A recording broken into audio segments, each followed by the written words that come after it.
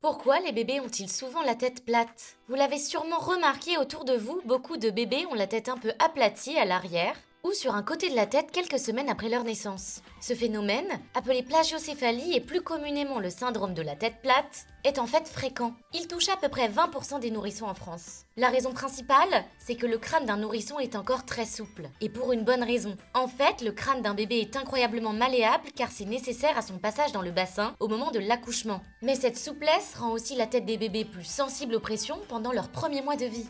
Et depuis les recommandations de couchage sur le dos pour prévenir la mort subite du nourrisson, les bébés passent beaucoup de temps dans la même position. Résultat, un appui répété au même endroit peut aplatir le crâne. D'autres habitudes du quotidien peuvent aussi y contribuer. L'utilisation répétée de cosy, nacelle ou transat, où les bébés restent souvent immobiles, favorise également la pression constante sur une zone du crâne. Si en plus l'enfant tourne toujours la tête du même côté, le potentiel de déformation augmente nettement d'un côté de la tête. Heureusement, dans la plupart des cas, le syndrome de la tête plate est sans gravité, tant qu'on adopte les bons gestes pour le traiter. Il peut être corrigé dès les premiers mois, quand le crâne de bébé est encore très souple avec de petits gestes très simples au quotidien. Varier la position de la tête quand bébé est couché, proposer à bébé régulièrement du temps sur le ventre lorsqu'il est éveillé, alterner les bras pour donner le biberon ou l'allaiter, et éviter de le laisser trop longtemps dans le cosy ou le transat. Dans la grande majorité des cas, la tête retrouve sa jolie rondeur au fil du temps, surtout avec ses petites attentions au quotidien. Et si vous avez le moindre doute, surtout n'hésitez pas à en parler à votre pédiatre.